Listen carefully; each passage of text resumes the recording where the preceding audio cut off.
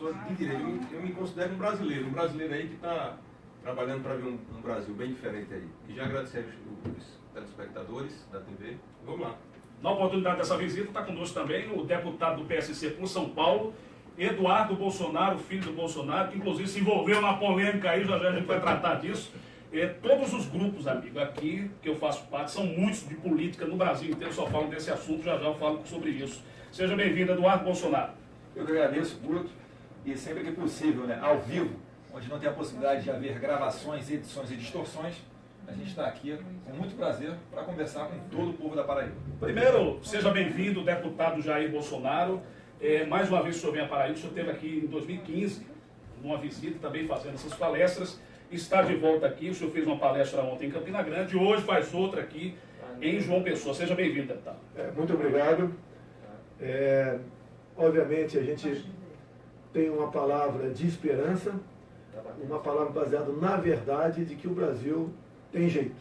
Não estamos em campanha, mas, obviamente, o comparecimento de muitas pessoas nesse evento não é apenas nos prestigiam, mas nos dão condições e força para continuar lutando por um Brasil melhor. E vocês sabem disso, né? Quanto mais certo você quer fazer as coisas, mais difícil é. Então, como agora tem uma nova polêmica, qualquer coisa que eu faça é uma polêmica, não vai entender uma violação de correspondência que foi feita por parte de um órgão de imprensa, mas eu respondo sobre isso, não tem problema nenhum. Era a primeira coisa que eu ia lhe perguntar, né? Porque hoje o nome Bolsonaro está em todos os portais, depois que a Veja publicou, e não se fala em outro assunto. O que é que o deputado Eduardo Bolsonaro está fazendo? Porque você estava com medo de que ele fosse preso. O que aconteceu? Vamos lá. Quinta-feira da semana passada, a eleição da mesa diretora, né? Muitas vezes ele esconde coisa minha, e eu vou para cima dele. Filho, leva bronca. E daí eu fiquei sabendo que ele não compareceria à sessão de votação lá em Brasília da eleição da mesa. Daí eu mandei um WhatsApp para ele, né?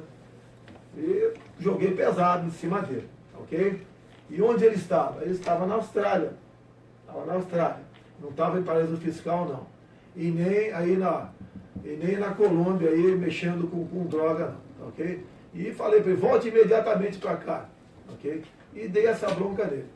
E também no meu pai e filho, nada mais além disso, tá? Agora, a conotação que parte da mídia está dando como você perguntou até, o que será que poderia levá-lo para a Papuda? Lava Jato não tem mais, né? Que besteira estaria fazendo? Foi a questão de quando ele falou comigo a semana passada para me botar pilha em mim, né, que ia comprar um fuzil nos Estados Unidos para me trazer. Nada mais além disso. Olha, estamos recebendo o deputado Jair Messias Bolsonaro, você que acabou de ligar a televisão. Lembrar que a nossa entrevista vai ser muito baseada em rede social, tá certo? Estamos ao vivo no Facebook, estamos ao vivo na TV Tambaú, mais de 130 cidades, toda a Paraíba ligada agora. Claro, não podemos fazer todas as perguntas, mas vamos selecionando as perguntas aqui, trazendo as questões do povo, ao vivo e sem cortes para toda a Paraíba. Hoje recebendo Jair Messias Bolsonaro. Deputado Bolsonaro, mais uma vez o senhor vem trazendo aí essas palestras, né? Tanto em Campina Grande como em João Pessoa. Qual o tema principal dessas palestras? Qual a mensagem que o senhor traz nessas palestras aí para o povo paraibano? Muitas vezes é de momento, de acordo com o que a gente sente ali no semblante da população. Nós temos voltado a nossa palestra para a questão da economia, completamente diferente dos economistas, né, que nós bem conhecemos por aí, que fala que o problema da economia é apenas taxa de juros. Não, a economia é abrir o mercado com o mundo, bem como nós podemos explorar aquilo que Deus nos deu, as nossas riquezas minerais, as nossas potencialidades, a nossa biodiversidade. Então essa é a essência da tônica. E tenho mostrado de que porque o Brasil não está nessa linha alinhados com países do primeiro mundo, como por exemplo, Coreia do Sul, Japão, Israel, Estados Unidos. É uma política completamente voltada para a questão ideológica. E nós mostramos então por que essa questão ideológica pesada influencia nas decisões da economia brasileira e quem paga o preço muito alto com isso é o povo, com desemprego, com perda de poder aquisitivo e com desesperança. A gente gravou uma entrevista hoje de manhã, né, lá no hotel, lá onde o senhor está hospedado aqui na Paraíba, e assim, naquela oportunidade eu lhe perguntei também sobre isso. O senhor é muito extremo com relação ao povo. Ou alguns segmentos lhe odeiam muito ou amam, idolatram demais o senhor, né? Inclusive tem uma alcunha aí, bolsomito, que muitas pessoas usam nos aeroportos, nos movimentos por aí. A que o senhor atribui esses milhares de seguidores, especialmente os mais jovens, que lhe acompanham? A garotada aí despertou para a verdade, para a realidade. Eles não são mais presas fáceis para a esquerda, para a doutrinação marxista. E eu, ao falar a verdade e mostrar, por exemplo, o que aconteceu no passado no Brasil, até chegarmos a esse ponto que nós estamos, né, de completa desesperança, eles vão entendendo que quem está ao lado da verdade sou eu, que a verdade só tem uma face. Né? Uma moeda tem duas faces, mas na verdade só tem uma, né? Não tem inversão do fato. E eles vêm ao ver seus pais, seus parentes, seus amigos perdendo emprego e sem qualquer esperança, ao ver amigos aqui, como nunca, buscando uma dupla nacionalidade para poder sair do Brasil, eles começam a ver quem é que fala a linguagem patriótica do Brasil. É o Jair Bolsonaro. Infelizmente não tem mais ninguém, gostaria que tivesse. Tá, ok? Então isso aí desperta a curiosidade da garotada, e eles vão nos assistir, nos ouvir, nos seguem e têm participado ativamente da vida política do Brasil, por influência em parte da nossa parte. O senhor teme que essa deusificação, vamos dizer, esse culto a um mito, que nada mais é que um político atrapalhe alguma coisa no processo democrático? A gente teve uns exemplos no Brasil que não foram muito positivos, né, deputado? O senhor Desde o momento eu falo, o Brasil não tem solução fácil. Assim como não existe salvador da pátria. No passado tivemos salvador da pátria, o caçador de Marajás. Né? Nós não emborcamos nesse tipo de discurso. A gente mostra a realidade, né, das potencialidades do Brasil. E a garotada, em especial, acredita muito nessa proposta. A gente fala sobre tudo, né, questão de violência, como nós podemos aqui, não temos como zerar o número de mortes por 100 mil habitantes, mas continuar com um número próximo de 30, enquanto que país que tem armas à vontade, liberado ao povo, como os Estados Unidos, está na faixa de 4 mortes por 100 mil habitantes. E como chega lá? Nós temos a proposta. E o pessoal acredita nisso. E digo ao pessoal, o presidente pode muito, mas não pode tudo. E a gente depende de vocês, quem quer que seja na presidência, vai depender de vocês para conseguir o apoio do Congresso e botar na lei. Você não pode partir do princípio que se chegando lá, tu vai ser um ditador. Nós temos que estar ao lado do Congresso e o que está na lei tem que ser cumprido. O Jefferson Lopes aqui do Facebook, vou começar a fazer umas perguntas da rede social, do Facebook, quem liga aqui para a Luciana também, no 3015-3737, já a gente discute alguns desses temas aqui com o Julian Lemos, na nossa bancada, empresário, sempre participando aqui das discussões na TV Tambaú, e o deputado Eduardo Bolsonaro. Deputado Jair Bolsonaro, Jefferson Lopes faz uma pergunta que eu acho interessante, né? Um dos grandes problemas, uma das grandes questões da Paraíba hoje é a crise hídrica. E ele diz quais são as suas ideias para combater efetivamente a seca do Nordeste. Eu tive com meu filho aqui, o ano passado, em Israel. A precipitação pluviométrica em Israel é menor do que o nosso semiárido. Lá eles conseguem ter uma agricultura pujante. Não só lhes dá a garantia alimentar, bem como exportam para a Europa. Lá eles criam peixe no deserto. Então, lá eles praticam a dessalinização da água. Inclusive, parte dessa água eles mandam para a Palestina e outra parte é negociada com a Jordânia. Essa tecnologia, quando tivemos com o ministro da Agricultura deles, uma visita bastante rápida, e conversamos com muita gente lá, temos muitos brasileiros lá, essa tecnologia, o israelense não está tendo como algo exclusivamente seu. Eles querem compartilhar conosco. Eles estão prontos para compartilhar conosco muitas inovações.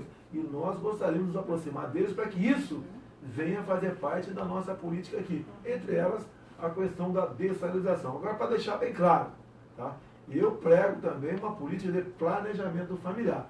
O Brasil não pode continuar crescendo de forma desordenada. Quase 2,5 milhões de habitantes a mais por ano, tirando os mortos. Planejamento familiar não seria controle de natalidade, não, né? Não seria controle de imposição do Estado. Ninguém, no meu entender, pode falar para você, você vai fazer a vasectomia, a Dona Maria vai fazer a laqueadura. Longe disso daí. É mostrar com programas, né, para o homem, para a mulher, né, que tem dificuldade, para mostrar o seguinte: você quer ter 1 ou 2 filhos, tudo bem, é um direito teu. Mas partir para o 3º, 4º, 5º ou 6º, qual o futuro da sua molecada? E nós, pais, queremos os nossos filhos melhores do que nós. Nessa atual política do governo, de incentivo, inclusive, à paternidade irresponsável, através do programa Brasil carinhoso, cada vez mais faz com que o homem não evolua, tenha menos conhecimento. E o homem, cada vez com menos conhecimento, vai se aproximar de um dia onde todos serão iguais na miséria. Isso que nós não queremos no Brasil. O Nunes Laércio aqui está perguntando, gostaria de saber do deputado se será candidato à presidência da República e o que acha da atual conjuntura da corrupção no Brasil. É a pergunta aqui do Nunes Laércio. Ô Nunes, ninguém é candidato a presidente no momento, porque eu não sei porquê, né? Seria uma infração à lei eleitoral. Eu acho que qualquer um pode, até você, se quiser ser candidato a vereador, mas você pode falar que não é candidato a vereador. Da minha parte não tem problema nenhum. Mas se falar isso aí você está em curso aí na lei eleitoral para ter uma multa milionária. Questão da corrupção no Brasil. Eu sempre disse em Brasília que tão mais grave do que a corrupção é a questão ideológica. Se alguém bater tua carteira hoje, ô Nunes, você pode recuperar amanhã esse valor de outra forma. Agora, se alguém roubar a tua liberdade, com essa doutrinação que ainda se faz bastante presente em bancos escolares, você nunca mais vai recuperar a tua liberdade e, por tabela, você vai perder teu patrimônio também, porque no comunismo, né, ele se preza pela ausência da propriedade privada. Realmente está bastante conturbado, nós não podemos interferir nem contra nem a favor, né, e espero que essa operação Lava Jato aí, os nomes citados pelos delatores venham a público e o Supremo Tribunal Federal, com toda a crítica que nós temos, faça um trabalho como fez ali no passado Joaquim Barbosa na questão do mensalão. Ô Júlia, você é um dos grandes defensores também dessas ideias do deputado Jair Bolsonaro e como uma pessoa que defende a direita, você é um dos defensores do desarmamento, né? Dos defensores da revogação do desarmamento do país.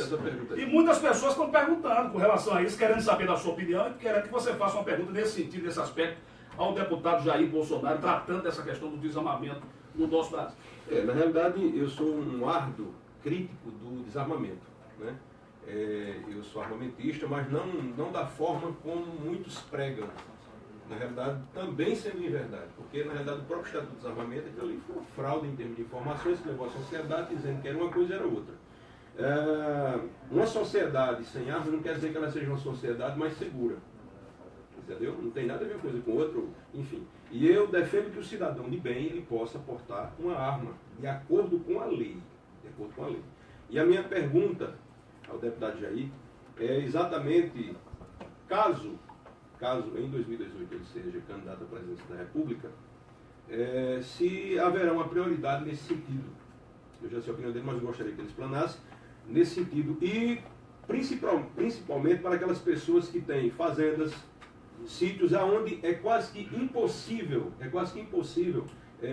caso o cidadão tenha necessidade de um socorro ali para a sua integridade física, chamar a polícia, porque o Estado ele não tem condições algumas, isso é nem aqui nem em lugar nenhum, o Estado em condições algumas de estar em todos os lugares para proteger, né, sua vida quanto mais seu patrimônio. Então a minha pergunta é essa hoje aí, como é que fica caso ele chegue lá nessa questão? Obrigado pela pergunta aí. Você pode ver, nós ganhamos o referendo de 2005 na questão da produção, né, de armas de fogo e munições no Brasil. Nós dissemos não, ou seja, o Brasil pode continuar produzindo armas e munições e vocês podem comprar.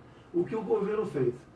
Usando o Estatuto do Desarmamento, botou lá, numa das exigências para você comprar uma arma de fogo, comprovar a efetiva necessidade. Isso é uma questão subjetiva. E por orientação governamental, via Ministério da Justiça e também via Ministério da Defesa, acaba que hoje em dia você não pode comprar, basicamente, quase impossível comprar arma de fogo. Um presidente pode determinar sobre a Justiça que a efetiva necessidade, já está comprovada pelo estado de violência que atualmente o Brasil já vive. Aí o presidente, sem mexer em lei, sem editar decreto nenhum, ele tem como fazer com que o povo possa, então, buscar o seu legítimo de defesa, pelo menos nesse momento, dentro da sua casa. Eu adianto, você falou em propriedade rural. Quem hoje em dia está em paz na sua casa ou no campo? Ninguém. Propriedade rural, é muito comum, recebo reclamações lá, são os roubos em fazenda, o material defensivos agrícolas, fertilizantes. E a punição para isso quase não existe. Isso estimula a violência. O que eu gostaria de aprovar, como sendo direito do proprietário rural, é um fuzil para defesa da sua propriedade. com o excludente de licitude, invasão ao domicílio, a invasão à propriedade privada, ele tem o direito de atirar, matar, responde, mas não é preso. Dessa forma você vai inibir o crime. Se não tiver como inibir o crime, ele cada vez crescerá mais.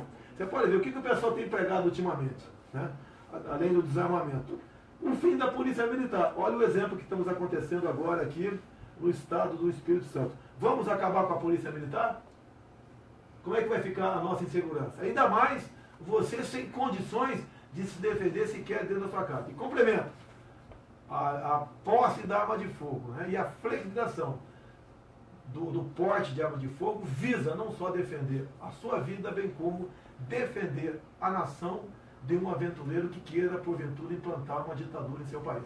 O deputado Eduardo Bolsonaro, o senhor, não só por ser filho do deputado Jair Bolsonaro, mas o senhor é um policial federal e também tem ideias parecidas, né, muito similares como essa. A questão do cidadão ter uma arma não podia também gerar uma falsa sensação de segurança e acabar, por fim, aumentando mais a violência? A dúvida também das pessoas com relação a isso. Não, negativo, Guto.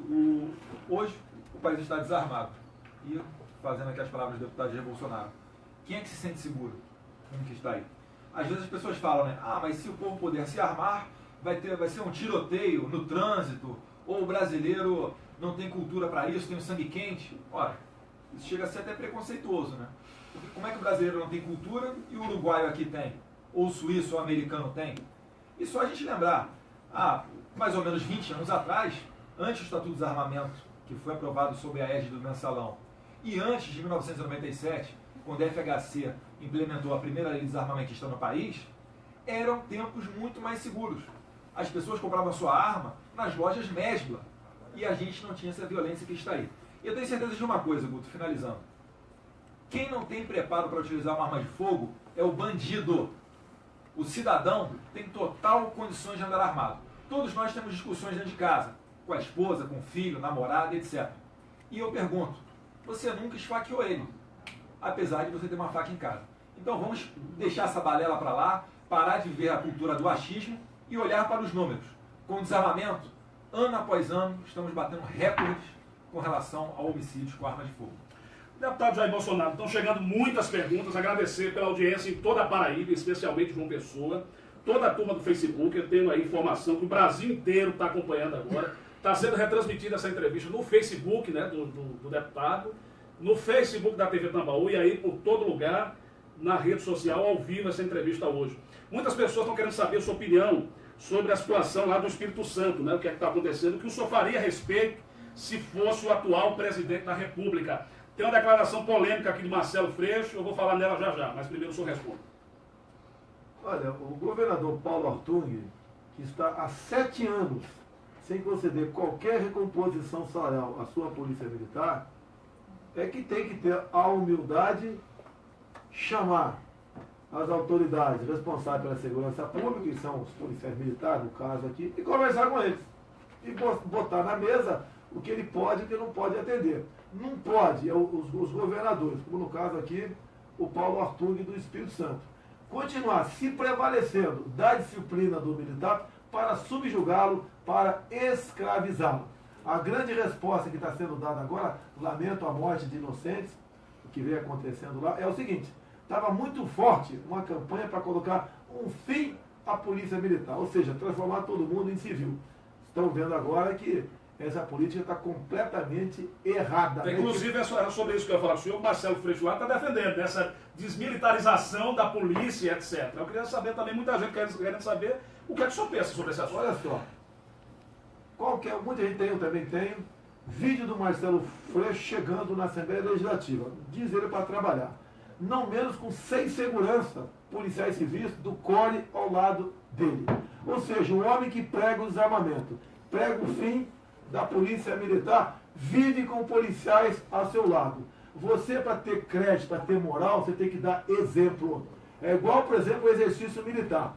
Se não tiver nada para comer, o capitão Bolsonaro não come junto com os cabos e soldados. Completamente diferente da postura adotada pelo Marcelo Freixo, que tem um apelido lá, que eu não vou dizer aqui, mas tem a ver com o nome dele. É muito fácil você cobrar dos outros, ok? Mas não fazer a sua parte. Isso é o senhor Marcelo Freixo. Olha, perguntas de todo jeito, muitas tratando aí das polêmicas que tem na internet, envolvem o nome do deputado Jair Bolsonaro, né? Muitas perguntas aqui, gente de toda a Paraíba está perguntando, inclusive estão perguntando assim, Bolsonaro, candidato em 2018, o senhor daria um abraço no deputado João Willis? É o Edgar Bartolini tratando daquela questão toda que o senhor A resposta já está dada para você. Um ano e meio, eu entrei no avião da TAM e vi que o João Willis estava num banco, né, ao lado do meu. Liguei meu telefone celular e quando sentei-me do lado dele, ele se levantou e foi para outro banco. Ou seja, ele me discriminou. Uma atitude preconceituosa. A questão da abraço, ele dá em amigos, dá em parentes. O que eu tenho para ser amigo do João Willis no campo das ideias? Nada. Eu não posso apoiar um parlamentar que tem um projeto de lei em Brasília permitindo que um menino de 12 anos de idade, caso queira, independente da vontade dos pais, possa fazer a sua cirurgia de sexo. Ou seja, o garoto pode cortar o seu piu-piu, independente da vontade do pai, porque está se sentindo menina. Não dá para você ter amizade ou dar um abraço em pessoas que pensam dessa maneira. No resto, né, eu trato ele como cidadão, que tem todo o direito de, apesar de eu ser contra, e tenho certeza 99% da população ser contra também essas ideias, mas que faz parte da vida diária do parlamentar dessa maneira. Um abraço nele, eu sei que ele vai dizer que também que não gostaria de dar em mim, poxa, mas abraço e dá amigo, tá ok? Deixa eu abraçar a Daiane aí. Daiane, um abraço para você de Pombal. Meu amigo Márcio Paiva está aqui com a gente, obrigado. Toda essa turma toda participando. E estão querendo saber qual a sua opinião sobre os direitos humanos no Brasil. Olha, não sou eu quem diz isso aí. Há muito tempo eu tenho falado que a política de direitos humanos no Brasil está para defender o bandido. E o pessoal faz disso um negócio. São muitas ONGs voltadas para defender direitos humanos de bandidos. É isso que eu penso sobre essas entidades. Se eu chegar lá, vocês, de direitos humanos, não vão ter um centavo de recurso para poder exercer esse trabalho favorável ao bandido e contrário ao cidadão de bem. Marcos de Santa Rita, como você pretende trabalhar com os pobres que vivem na periferia e que são vítimas da violência? Não entendi aqui, mas é mais ou menos isso. Bem. Como o senhor pretende trabalhar? Você tira o pobre da miséria através do conhecimento e não de projetos assistencialistas. Essa outra questão você também ataca, visando, como disse agora há pouco, uma política de planejamento familiar. É muito bacana uma família numerosa, né? Mas você, pai e mãe, é o primeiro responsável por aquele ser humano, por aquela criança que você colocou no mundo. E nós sabemos que a nossa satisfação pessoal, em grande parte, está ligado à possibilidade de você possuir bens materiais. Essa é a nossa proposta, né? Uma educação e planejamento familiar. Depois do intervalo, a gente continua fazendo mais perguntas ao deputado Jair Bolsonaro. Ele responde, sim, sobre a questão das fronteiras, das reservas indígenas, do nióbio. Estão chegando através do telefone da Luciana, 3015-3737. No meu Instagram, @GutoBrandãoTV. No Instagram da TV Tambaú, @TV Tambaú. E também, claro, no Facebook, onde essa entrevista está sendo transmitida ao vivo na fanpage da TV Tambaú. A gente volta já.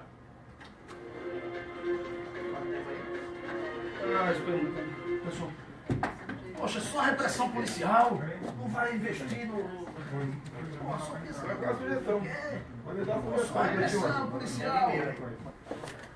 Então acaba com a polícia, ó. Pô, apoiar o governo do Estado. O que é apoiar o governo do Estado? Eu acho que ele está dizendo o seguinte, que não era militarizar uma força nacional, mas era investir na polícia dos Estados.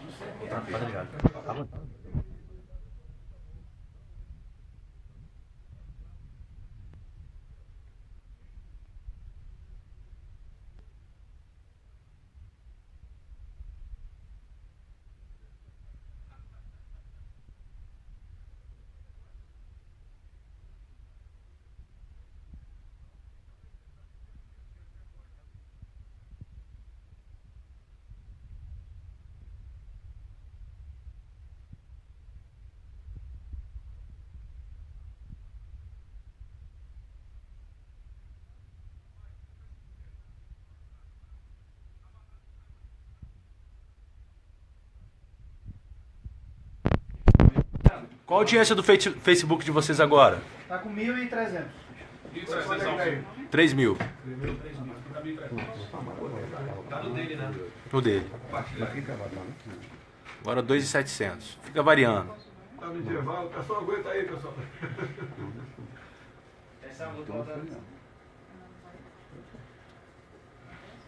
Bicho, eu tô aqui pra ficar louco aqui, bicho.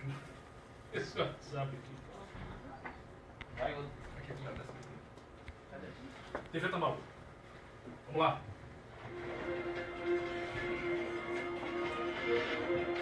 Estamos de volta com o nosso Tambaú Debate, hoje recebendo o deputado federal Jair Bolsonaro. Deixa eu abraçar os amigos aqui, infelizmente, gente, não dá para fazer a pergunta de todo mundo, nem para mandar um abraço para todo mundo. Mas em nome de toda a audiência hoje na Paraíba, eu vou abraçar Edmilson e Dinho em Santa Rita. Já mandei um abraço pro meu irmãozinho aqui, Márcio Paiva, um grande abraço para você.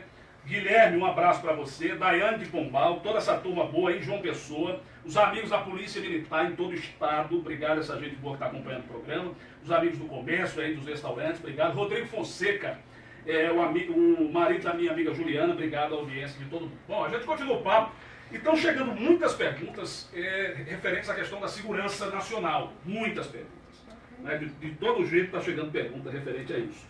E falam muito, o deputado só vai investir na repressão policial, só vai investir na força do combate das ruas do crime, ou vai investir também na contenção disso, ou seja, na origem do crime, nas periferias, com a população mais pobre? Tudo bem. No período militar, que é tão criticado pela esquerda, não existia essa violência toda. Okay? E nós temos um vídeo do Lula, lógico, tem uns 10 anos de vídeo dele, onde ele elogia os governos militares, onde havia pleno emprego. O homem ou a mulher empregado, ele está muito menos propenso a cometer qualquer ato infracional. Você tem que investir nisso, na questão do emprego. E eu tenho falado isso na economia, usando as potencialidades do nosso Brasil. Fica em emprego dessa forma. E não apenas, né? Você vai entrar no assunto daqui a pouco, pegando essas grandes áreas riquíssimas em minérios e demarcando como terra indígena. Ok, estão perguntando qual é a sua opinião sobre o casamento gay. Vai ser feliz, né? Agora, pela Bíblia, não existe essa possibilidade em vários livros, o casamento de pessoas do mesmo sexo. O que os ativistas gays tentaram no passado, através do projeto de lei 122, foi, ao criminalizar a homofobia, também punir de 3 a 5 anos de cadeia o pastor ou padre que, porventura, não realizasse o casamento no religioso. Ó, tenham paciência, né? Vão ser felizes, como muitos homens e mulheres são felizes através da união estável. Tá ok? Ninguém é contra aí que você continue com o seu parceiro do mesmo sexo. Vai ser feliz. Na mesma linha dessa pergunta, para esse assunto aqui, o senhor rechaça essa tese que o senhor é homofóbico. Isso nunca aconteceu. Isso daí vem lá de trás, quando eu combati o kit gay. Nenhum pai, nenhuma mãe quer que o seu filho ou sua filha de 6 anos de idade assistam filmes pornográficos homoafetivos. É o que estava não só proposto, né, mas eu tenho vídeos nesse sentido de um governo que estava na iminência de mandar para a escola pública, onde frequenta o filho do pobre, a ter acesso a esse tipo de informações. Imagine a Mariazinha de 6 anos, o Pedrinho de 7, assistindo filmes na escola, dizendo para combater a homofobia e vendo 2 meninas se beijando ou 2 homens se acariciando. Essa idade não é para você levar esse tipo de informação. A esquerda, o PT, PCdoB e PSOL, como não tinham como se apresentar para vocês aqui, dizendo que eu estava errado agindo dessa forma, me rotularam como homofóbico. Atenção, pessoal gay do Brasil, vai ser feliz aí, tá ok? Assim como nós héteros somos. Olha, muitas pessoas aqui da Polícia Militar, aqui só está dando policial militar também, nos grupos da Polícia Militar, tá certo? Muitas pessoas perguntando sobre isso que está acontecendo na Paraíba, Juliano. Sobre tudo que está acontecendo aqui na Paraíba, especialmente o que está acontecendo aí do Espírito Santo. Você tem uma pergunta nesse aspecto para o deputado. Fica à vontade. Isso sim. Jair, o que a gente está vendo agora aí é que a polícia deixou de ser Estado para ser vítima do Estado. A situação que ocorre hoje no Espírito Santo, aquilo ali é um caos.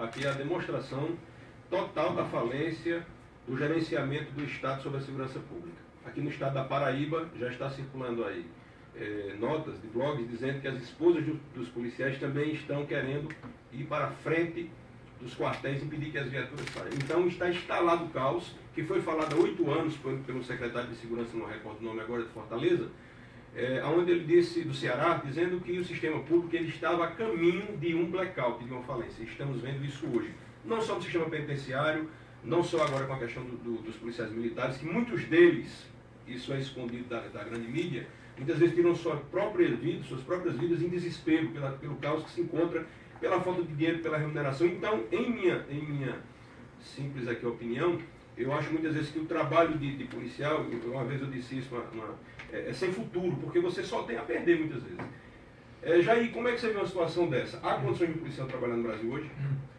O que vem acontecendo ao longo dos últimos anos, ou décadas, é que as autoridades, os governadores, que são os chefes máximos das suas respectivas polícias militares, se prevalecem da disciplina do militar para subjugá-lo.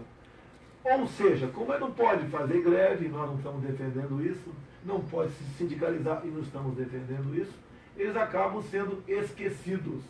E o que é mais grave, né? Tem algo mais importante do que a tua vida, Júlia, é a sua liberdade. Um homem sem liberdade perdeu a sua vida. E hoje em dia, o que acontece na Polícia Militar do Rio de Janeiro?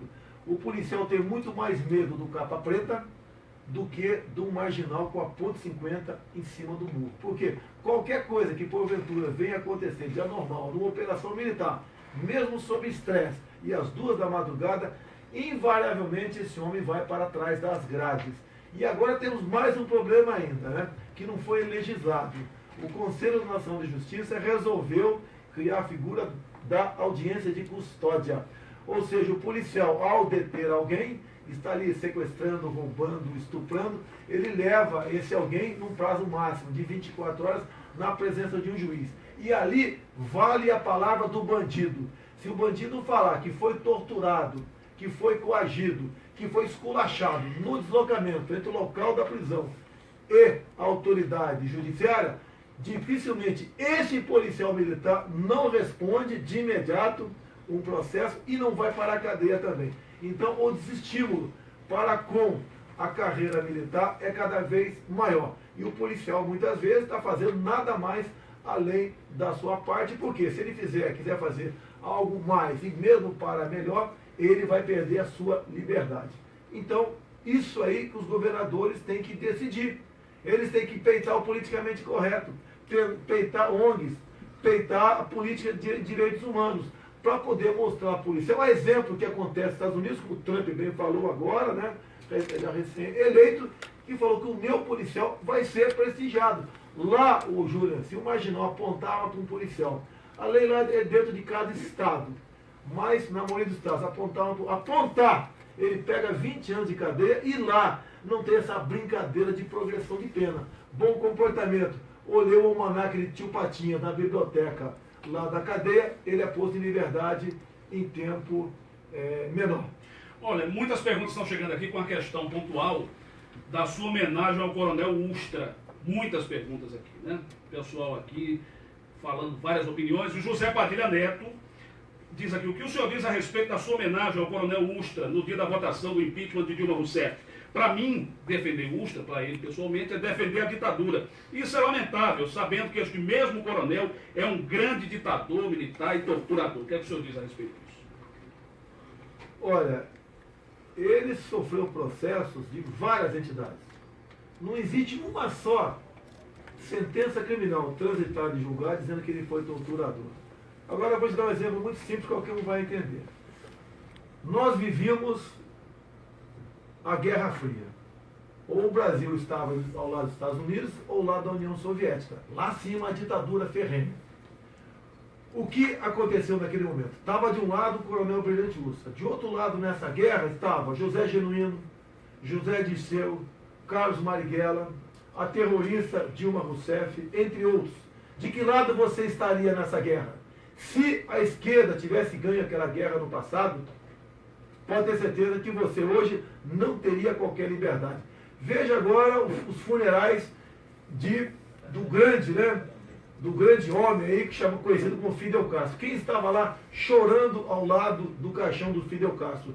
Lula e Dilma Rousseff. É sinal que eles têm amor, têm paixão e queriam, como atos do presente, demonstram que o Brasil tivesse um regime ditatorial a exemplo de Fidel Castro. Você queria isso para o Brasil?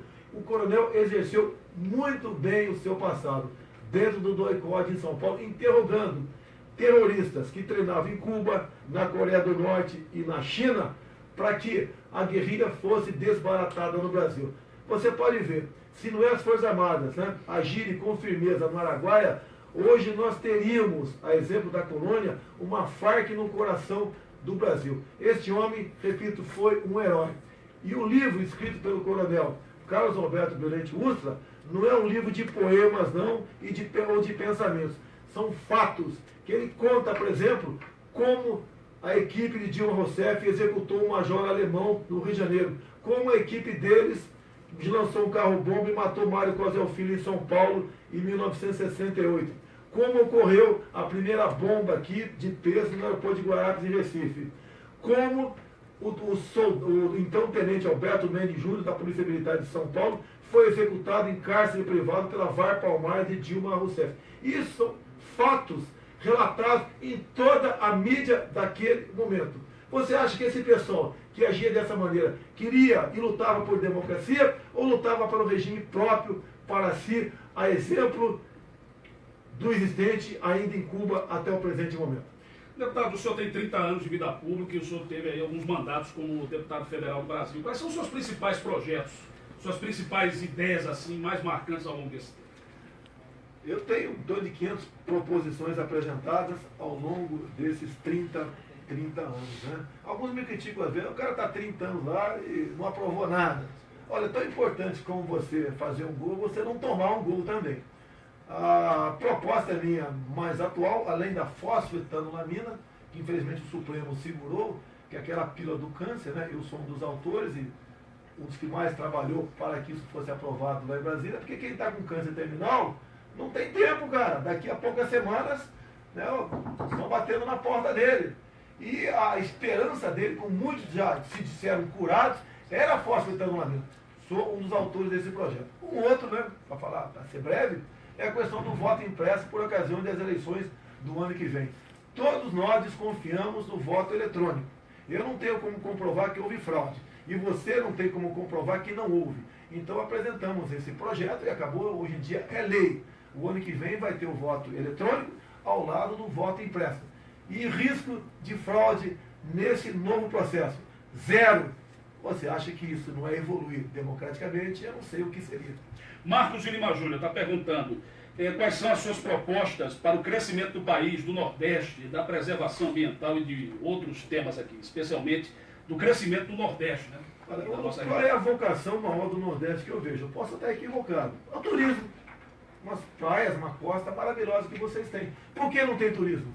Você não faz turismo em local onde você não tem segurança para si e sua família. Se você jogar pesado na questão dessa de conceder, dar ao policial, né, realmente para que ele condições para que ele possa exercer seu trabalho, sem medo de ser julgado pelo capa preta, né, sem medo de audiência de custódia, tem que deixar de existir.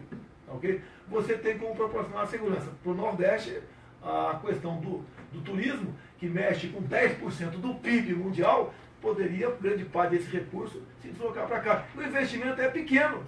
É aqui a questão de hotelaria, é a questão de chalés, é pequeno. Estaria nas mãos da iniciativa privada. Esse é um exemplo simples que está dando para vocês aqui, que dá para a gente chegar a bom termo no tocante a essa proposta. Rapaz, estão chegando perguntas, muitas perguntas, e agradecendo a toda a audiência. Inclusive perguntando se o senhor aceitaria Aécio Neves na sua chapa, perguntando sobre o velório, né, o velório da ex-primeira-dama, uma série de perguntas que a gente vai fazer depois do intervalo. Aguarde.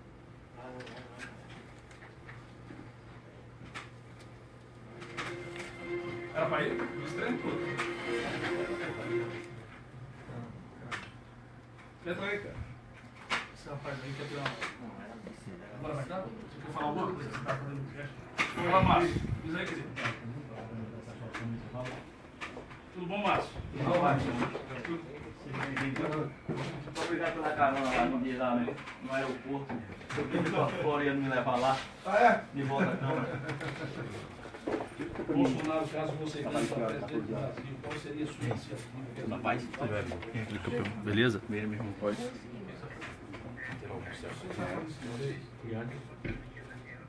Ô Daniel, eu tô um pouco ocupado agora. Vai voltar, bora. Amigão. Vai voltar aí, já. Valeu. Obrigado, Guilherme. Obrigado.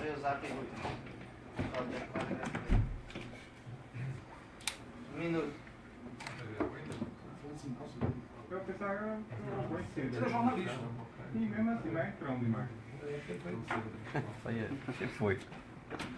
Júlia, ele vai passar Edson vai passar o desenho aqui que fez Jair Bolsonaro. Esse aqui tá, pessoal.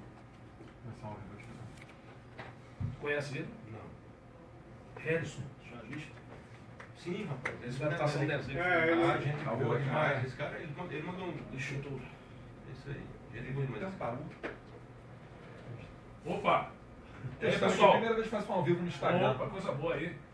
Hoje, com na o Paraíba. prazer de receber aqui os deputados federais Jair Bolsonaro e Eduardo Bolsonaro, batendo um papo, né, falando sobre tudo, não só sobre questões de desarmamento, né, sobre isso tudo, mas falando essencialmente sobre os desafios do Brasil como um todo.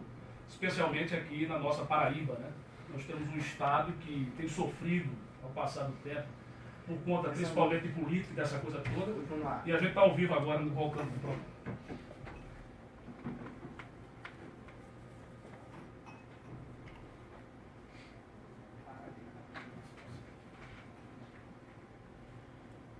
Lá quanta gente, 700 pessoas lá. Tudo isso, cara? Você tá bonito, hein? Estou pegando a moral aqui lá dentro. Estamos de volta com o nosso Tambaú Debate, hoje recebendo o deputado federal Jair Bolsonaro, também Eduardo Bolsonaro, esse rapaz fraquino, né? Desobediente. Né? Você, quem é pai, tá me ouvindo aí, tem um filho grande, tá nós é sempre um bebê que tá aqui do lado, né? Que tá sempre preocupado em dar um quick pra ele, um danoninho. Porque é questão de pai. Pra mim, ele continua aí com fralda até hoje, tá legal? Isso é pra todo mundo, né? E também aqui, meu querido Julian Lemos, ele que é empresário, né, e comentarista de assuntos ligados à segurança aqui na TV Tambaú, sempre está participando dos programas. Muito bem, muitas perguntas continuam chegando e, como eu disse na escalada, a gente está dando uma prioridade para o povo que está participando em redes sociais, no Facebook. Tem uma pergunta aqui do Natan, querendo saber o que é que você pode fazer, Bolsonaro, ou o que faria, sendo eventualmente presidente do Brasil, se tivesse essa oportunidade, para diminuir a alta carga tributária do país, nos impostos, de uma maneira geral, que pagamos aqui no Brasil. Nós estamos entre as 10 maiores cargas tributárias do mundo. E o que tem a menor contraprestação de serviço em função disso. A tal da reforma tributária, eu estou aí quase 30 anos dentro do Congresso, eu nunca estive na frente de nenhuma proposta nesse sentido, você não consegue evoluir. Por quê? Os entes federados, a União, Estados e municípios, todos falam em diminuir a carga tributária. Mas quando você apresenta a proposta, ninguém quer perder 0,1% de chance que seja. Você tem que começar por partes. Por exemplo, eu acho que vocês têm um problema aqui de foro e laudêmio, ou seja, aquele pessoal que mora na região de costa. É o imposto lá do tempo do Império, que se pagava para a Marinha Imperial proteger essas pessoas da pirataria. Está em vigor até hoje. Começa diminuindo isso, seria menos 1. Nós temos praticamente 60, seria menos 1. Dá o primeiro passo. Seria por aí. No resto, quem falar que vai resolver e vai decidir essa questão e vamos lá, sendo presidente, está sendo, me entender, não é equivocado, não. Ele está sendo, não está agindo com caráter com o eleitor que fez essa pergunta. O Ramos do Bairro dos Estados quer saber se o senhor trocou PP para o PSC só para conseguir legenda para ser candidato a presidente da República. O que foi acertado foi combinado. Lamentavelmente, por ocasião das eleições do ano passado, o presidente do PSC pessoalmente foi no Maranhão e junto com o governador Flávio Dino do PCdoB fez acordo em praticamente, uma coligação em praticamente todos os municípios lá do Maranhão. E o Flávio Dino, inclusive, se gaba até hoje, que o único país que tem mais prefeituras comunistas do que ele é a China. Logicamente, ele bota o Maranhão como se um país fosse. Então, Na questão estatutária, o que reza aqui o PSC é exatamente o contrário do que reza a cartilha do PCdoB. E criou um espaço. Fui muito criticado na época com essa coligação, não tive nada a ver com ela, e o partido, como não deu uma devida explicação de porquê da coligação, eu não posso confiar num partido que ora está com Deus, ora está com o diabo. O que o senhor pensa sobre as reservas indígenas? É outra pergunta que está circulando muito aqui com relação às nossas redes sociais. Qual a opinião do deputado Jair Bolsonaro com relação às reservas indígenas do país? Vamos lá, vamos olhar para o mapa do Brasil. Região Sudeste. Nós temos 2 grandes estados, São Paulo e Minas Gerais. Imagine que imensidão. Some-se a esses 2 estados Espírito Santo e Rio de Janeiro. Uma área maior que essa região Sudeste toda já está demarcado como terra indígena. Você não acha que não tem nada de anormal, não? Alguns podem estar pulando no sofá e falar, não, isso aqui é do índio. Então vamos devolver lá a Barra da Tijuca e Copacabana e também o plano piloto lá em Brasília para os índios. Tá? O que está acontecendo é o seguinte, mais cedo ou mais tarde, por pressão e trabalho de países outros, essas áreas poderão se transformarem em novos países que serão então colonizados, explorados por esses mesmos países de sempre. Isso que nós temos que evitar com essa indústria das demarcações de terras indígenas que nós não concordamos. O Giliar Costa está perguntando, Bolsonaro, você colocaria o exército nas favelas porque no Brasil não está em guerra? Está em guerra contra os bandidos, é isso que ele está dizendo com o Giliar de Costa. Olha, a legislação nossa no momento, que a gente não pretende alterar, as Forças Armadas podem ser usadas esporadicamente em momentos onde algo saiu do controle, como está sendo usado agora no Espírito Santo, como foi usado na favela lá do Alemão. A população, nesses momentos, aplaude as Forças Armadas, mas a atribuição da segurança pública é do seu respectivo Estado.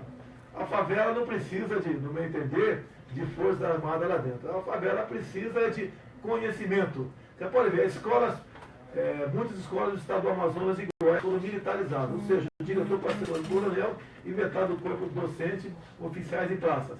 No passado, essas escolas eram as piores em todos os índices. Hoje são as melhores escolas dos seus respectivos estados. Então você tira, repetindo aqui, o pobre da miséria através do conhecimento. E a educação de qualidade se faz a partir do momento que você tem como exigir do aluno respeito e responsabilidade. O senhor vai defender isso?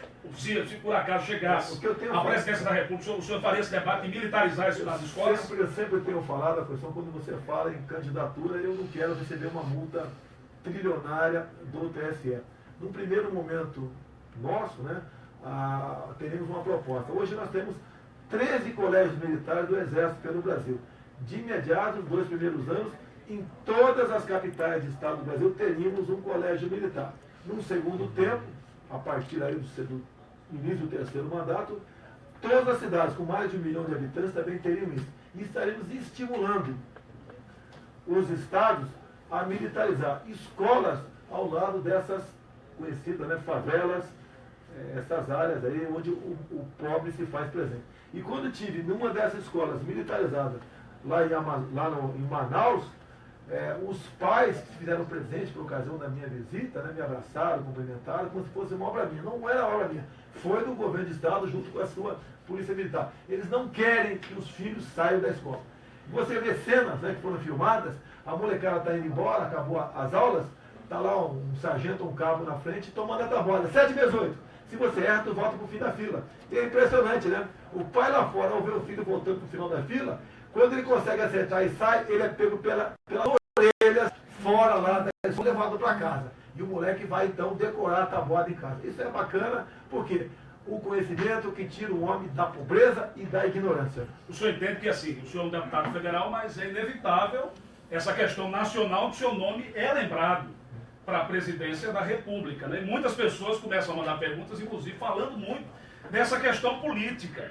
Olha, por exemplo, o Denison Dias. Bolsonaro, o senhor tem em mente algum nome, caso, numa eventual candidatura sua a presidente da República, um nome para vice? Aí estão perguntando aqui, Bolsonaro, você aceitaria um Aécio na mesma chapa que com você, em nome de ser eleito presidente da República? E falam em outros nomes. Né? São perguntas que chegam para que o senhor responda. O vice, no meu entender, tem que ser escolhido bem lá avante, até que esse vice possa suprir as suas deficiências.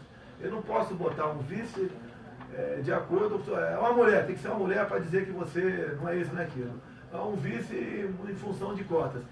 E tem que ser o mais tarde possível isso daí, para exatamente, né, você, quando você forma a chapa, aquele pessoal que não conseguiu emplacar seu vice já começa a dar pancada em você. Então tem que atrasar essa pancadaria em cima de você na escolha desse vice, que é muito importante. Já tiver como, por exemplo, o vice hoje em dia é que está governando o país. No passado, o vice Itamar Franco, que foi o autor, na verdade, do Plano Real, que estabilizou a nossa economia. Não foi Fernando Henrique Cardoso, ele quer pegar isso para ele. Não foi. Logicamente, eu gostaria que o Temer tivesse a estatura política de Itamar Franco. Ou seja, falando desse assunto, Temer não está sendo um bom presidente, vai conseguir vencer a crise O que econômica? nós estamos assistindo no momento é um governo que está muito preocupado, né, em o que fazer para terminar seu mandato, tendo em vista a questão da Lava Jato, sinalizar, apontar e excitar grande parte o seu governo. Ok, olha só. De tantas perguntas que a gente falou sobre essa questão da mulher, eu estou falando, né? A questão da mulher, estão querendo saber sobre aquela polêmica. Pergunta para o deputado Bolsonaro, a Lady Catley, sobre o que ele disse que mulher deveria ganhar menos porque engravida. O que é que o senhor disse? O senhor disse isso em algum Tudo contexto? que acontece hoje em nossa vida é filmado e gravado. Me aponte aí um órgão de imprensa, né, que uma voz minha, uma imagem minha falando isso. O jornal Zero Hora, maldosamente, eles vão me entrevistar sobre a seguinte questão: por que a mulher ganha menos do que o homem? Que é uma verdade. Eu estudei, fui inclusive de pesquisas, e o que dizem as pesquisas é exatamente o seguinte: a mulher ganha menos, tendo em vista ela ter um direito trabalhista a mais, que é o caso da licença maternidade. É isso que eu falei para lá. E o empresariado, quem contrata, prefere contratar mais um homem do que a mulher. Não é opinião minha, isso é um fato concreto. O que maldosamente o Jornal Zero Hora fez? Falou que eu defendia que a mulher deveria ganhar menos do que o homem porque engravida. É um absurdo. Agora, faz isso o tempo todo comigo. E eu tenho que passar centenas de momentos explicando o que na verdade aconteceu. Olha, sobre a educação, Jefferson Souza, o que é que o deputado vê como futuro? Aqui está fazendo campanha, aqui, né? Não posso fazer campanha, né? Olha só, o que é que o deputado vê uma eventual candidatura, ou se chegasse a presidente, deve ser algo nesse sentido, o que é que o senhor falaria sobre a educação defasada e a desvalorização do professor em sala de aula? O senhor tem projetos para mudar essa situação da educação do país? Logicamente, qualquer mudança nesse sentido, você depende da aprovação do Congresso Nacional. Ao longo dos anos, em especial depois de Fernando Henrique Cardoso, né, chegou à presidência, retirou-se do professor o seu poder de exercer a sua autoridade em sala de aula. Pesquisa recente em São Paulo, da Associação de Professores, né, diz lá, 70% dos professores já foram agredidos, física ou moralmente, por alunos ou pai de alunos. Começou isso tudo naquela brincadeira do aluno, do Joãozinho, votar ou na Dona Maria ou no seu João para ser o diretor da escola. Ele vota em quem? Naquele que fala abobrinha para o Joãozinho, para a Mariazinha. Não tem que ter eleição para diretor. Quando muito se tiver, é entre os professores, não entre alunos. Assim sendo, você cada vez mais forma, faz com que professores que visem alcançar esse cargo, que tem uma gratificação extra, a ser bonzinho, camarada, dar nota boa e fazer os gostos dos respectivos alunos. Você tem que mudar isso daí. E também mudar o currículo escolar. A escola não é lugar para você aprender tanta besteira como está no previsto hoje em dia. Um dos últimos das leis sancionadas por Dilma Rousseff, o ano passado, antes de deixar a presidência, foi criando aí a doutrina, né? Criando aí a dança em escola. Que dança em escola? Que criança tem que dançar na escola? Dançar na boquinha da garrafa? É isso daí? Não tem que ter dança em escola, não. Quem quiser ser artista no futuro, que entre ali numa universidade voltada para esse tipo de cultura. Como é que o senhor vê os políticos paraibanos lá em Brasília? Inclusive seus pares aqui da bancada federal. Tem algum que o senhor tem mais sintonia, admira mais? Eu deixaria ali pro Júnior falar sobre isso aí. Quando converso com o parlamentar lá, eu não fico preocupado com o seu estado, né? Quem responde aqui perante a população das questões nacionais que dependem da atividade parlamentar, são os 12 deputados federais aqui.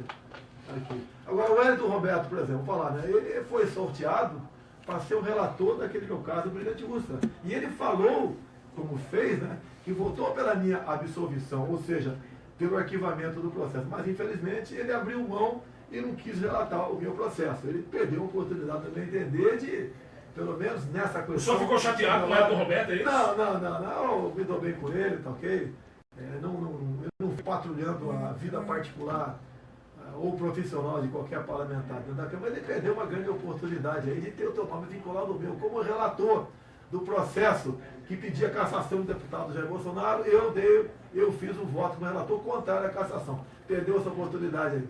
Isso também tocante aos senadores, né? O senhor não acompanha muito o trabalho nem do Cássio, nem do Maranhão. E o Raimundo Lira, são os três senadores. Tem que falar sobre o Raimundo Lira, sim. O Raimundo Lira eu procurei no passado, porque além do voto impresso em lei, nós temos o voto impresso previsto em emenda constitucional.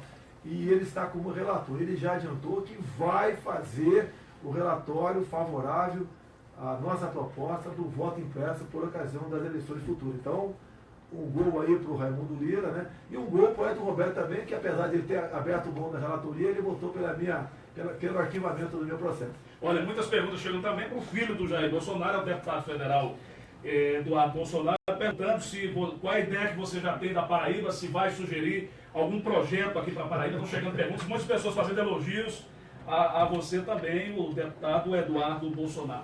O estado de São Paulo é um estado grande. Tem uma Só lembrando, ele é deputado federal pelo estado de São Paulo, o PSC, o mesmo partido que o senhor.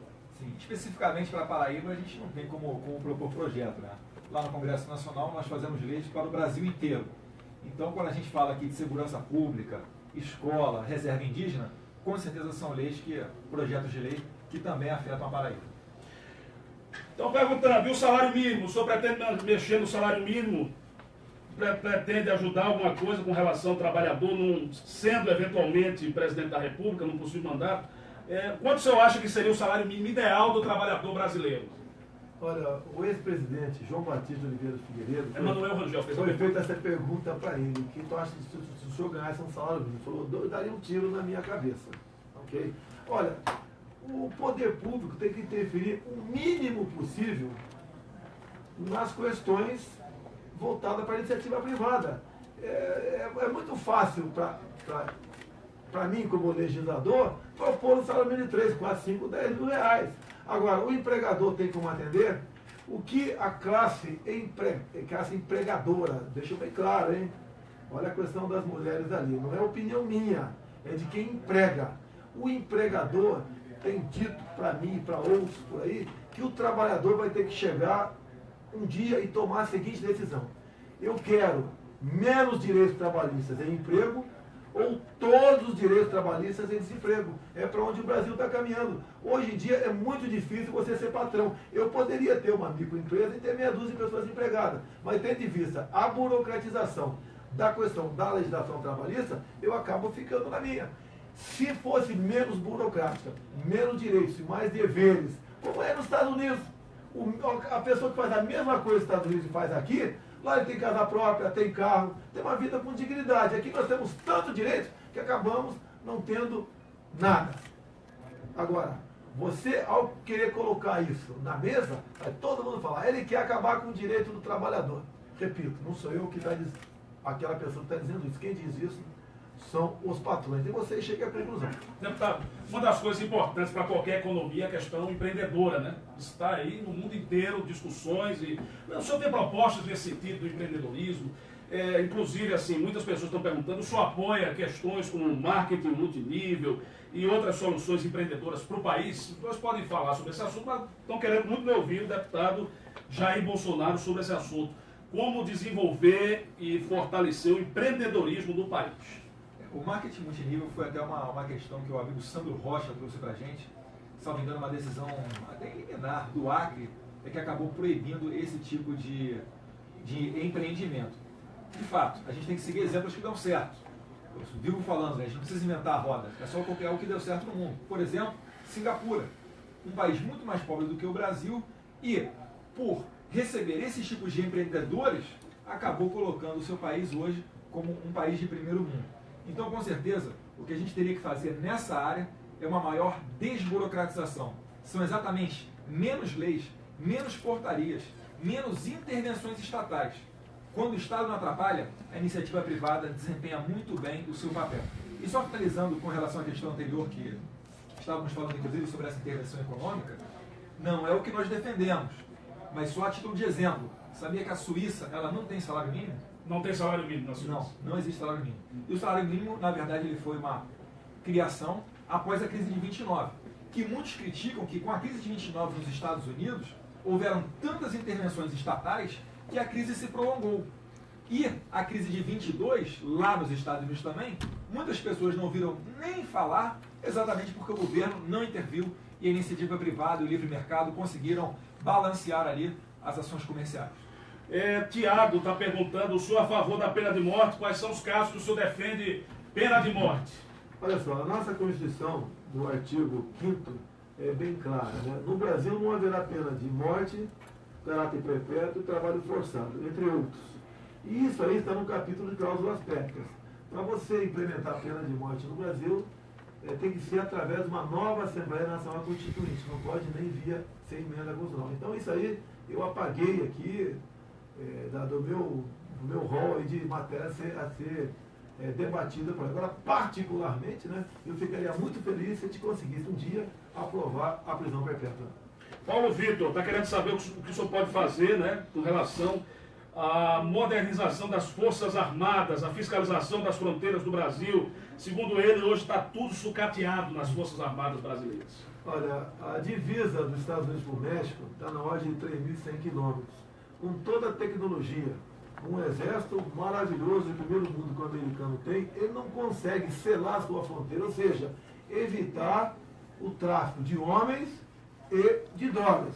Nós no Brasil aqui, a nossa fronteira não são 3.100, são 17.000 quilômetros, uma fronteira seca com vários países. O que você poderia fazer é, obviamente, né, assim como existiu no passado, você pontear mais essa fronteira com pelotões do Exército Brasileiro, mas dando meios para que o policial lá, no caso o integrante do Exército Brasileiro, possa exercer um trabalho de vigilância. Mas mesmo assim, no meu entender, a nossa fronteira continuaria sendo um queijo suíço, mas poderíamos diminuir sim o fluxo de entrada de armas, munições e drogas em nosso Brasil. Agora vale a pena lembrar coisa simples, né? Em dezembro de 2014, Dilma Rousseff esteve em Quito, reunindo-se com o país do Unasul, o novo nome do Foro de São Paulo. Entre as decisões tomadas ali foi o seguinte, que o espaço aéreo para todos os países da Unasul estariam abertos com o Brasil. Olha, Danilo do Bessa está querendo saber se hoje o senhor estivesse no lugar do Michel Temer, o que faria para combater o tráfico de drogas no Brasil, que é um grande problema da nossa sociedade. Olha, tem uma portaria do Ministério da Justiça de 2010. Se você passar com o teu carro numa barreira aí da Polícia Federal, da Polícia Rodoviária Federal ou da Polícia Militar que seja da região de fronteira e simplesmente acelerar e for embora, o agente não pode atirar naquele veículo. Ok? A primeira revoga essa portaria. Quem tiver uma atitude como essa, um comportamento como esse, vai sofrer a devida repressão aí daquela força de segurança que está lá em nome do Estado. Então, nós poderíamos falar o seguinte, tudo começa com o primeiro passo. Eu sei que isso aí é muito pouco, né, para você estar falando aqui, mas é um início do primeiro passo para você inibir a entrada desse tipo de material. Bem como, fazer valer a lei do abate de aeronaves, que foi revogada, uma lei que foi revogada basicamente de forma verbal com Dilma Rousseff no passado, abrindo espaço aéreo para todos os países da Unasul.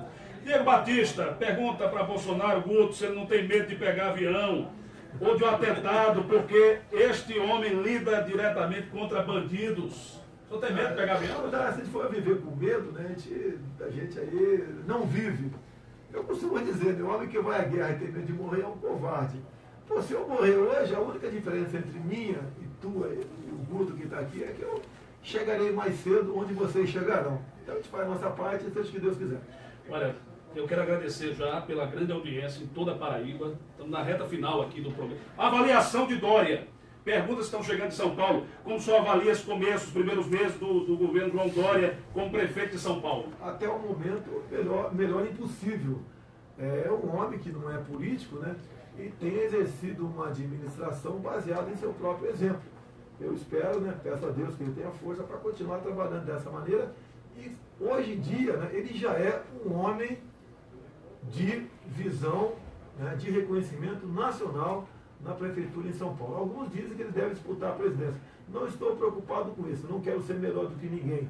Caso ele venha disputar, caso mantenha esse tipo de política, ele tem tudo para conseguir o reconhecimento nacional. Meu amigo Tiago Vasconcelos está falando de uma questão que a gente não tratou ainda, estamos quase no final aqui do programa, mas quer saber sobre a saúde. É outro grande problema da nossa nação. Como resolver a problemática da saúde aqui no país? Em grande parte é a gestão, é o dinheiro que vai para o ralo. A gente manda por ano para Cuba, diretamente para Cuba, 1 bilhão e 300 milhões de reais, né, a título de aluguel desses 12 mil cubanos que estão aqui. Esse 1 bilhão e 300 você poderia estar investindo aqui no Brasil e não financiando a ditadura cubana. Agora a questão da saúde, você ajuda a melhorá-la. O emprego, você empregado, ao chupar uma laranja mais por semana, com toda certeza está propenso a frequentar menos hospitais. Então você melhora, busca soluções para a questão de saúde, o emprego e com programas voltados para isso. Como falei agora há pouco aqui, planejamento familiar, onde tem 5 pessoas comendo, se 4 passar a comer, está na cara que elas vão comer melhor, vão ter estar melhores alimentadas, vão estar mais propensas a não contrair certo tipo de doença. E a outra ponta da linha também é a corrupção, que pelo que tudo indica é bastante grande no meio da saúde ainda, infelizmente. Professor Santiago, rapidamente pergunta sobre Trump, né? Ele falou aqui, o senhor se considera um Trump às avessas. Não entendi aqui a situação. O que o Trump sofreu ao longo dos últimos 8 meses, antes da campanha dele, eu venho sofrendo há 3 anos. As acusações são exatamente as mesmas, né? Fazendo uma brincadeira. Eu sou mais rico do que o Trump. No resto, ele é um homem que está mantendo, depois de eleito, o que prometeu durante a campanha. Eu estou vendo pessoas reclamar. É que o brasileiro, infelizmente, está acostumado a enfrentar, ouvir um Papai Noel durante a campanha e depois das eleições, né, a realidade do Pinóquio se fazer presente. Quero agradecer aqui ao deputado Jair Bolsonaro, agradecer a gentileza também do deputado federal Eduardo Bolsonaro, pico de audiência aí, maravilhoso em todas as redes sociais, né? Obrigado a toda a audiência em João Pessoa. E hoje tem um evento, né? A palestra do deputado Jair Bolsonaro. Onde é que vai ser? Lá no Forte de Cabedelo, queria convidar todos para que se façam presentes lá no Forte de Cabedelo, Forte Santa Catarina, às 19 horas. E todo policial, todo militar, todo policial civil federal PRF, tem acesso ao evento sem nenhum custo, assim como também vigilantes, homens de segurança privada. E o público em geral, paga alguma coisa? Não, os demais pagam, mas são pessoas que são voluntárias, é uma taxa simbólica, enfim. Mas o importante é que pessoas terão acesso e eu queria convidar todos que se façam presentes para esse ato de patriotismo, consideramos assim. Ok, agradecendo a audiência de todo mundo, não dá tempo de fazer todas as perguntas, mas muito obrigado por sua participação. Amanhã tem um novo Tamal Debate. Até amanhã, se Deus quiser. Tchau. Obrigado. Você mede a tua audiência? Chegou aqui para mim. Você mede pelo WhatsApp? Passa daí. Mas deixa eu ver aqui, o rapaz mandou para mim, acho que foi o Luiz. Bolsonaro. Tinha falado de 40 mil visualizações do vídeo. Pico ao vivo, 1.480 pessoas assistindo ao vivo, minutos de visualização 41 mil, visualizações do vídeo gravado 32 mil, visualizações de 10 segundos 13 mil. Juliano, bora ver aqui Só na como é que vai ser a fanpage, saída dele. uma das fanpages. Na frente, entrevista, outras Pessoal, apresentações. com relação ao WhatsApp. Rapaz, o vídeo, você viu aquele vídeo que comentou uma questão? Vamos fazer um vídeo aqui com o Jair Bolsonaro. Também eu vou postar nas redes. Mas aqui na TV Tambaú a gente já falou com relação a isso. Quem pode ver aí o live que está no Facebook do Jair Bolsonaro. Um abraço, pessoal. Agradecer. Obrigado aí. Um abraço para todos aqui. Puder, vamos aproveitar essa moral. Se puder me seguir lá no @grupo Brasil. Tá bom, gente? É um prazer ser convidado. Bolsonaro e Bolsonaro aqui no nosso programa hoje não tiveram a oportunidade de falar abertamente para toda a Paraíba, não sei se pode ser mais.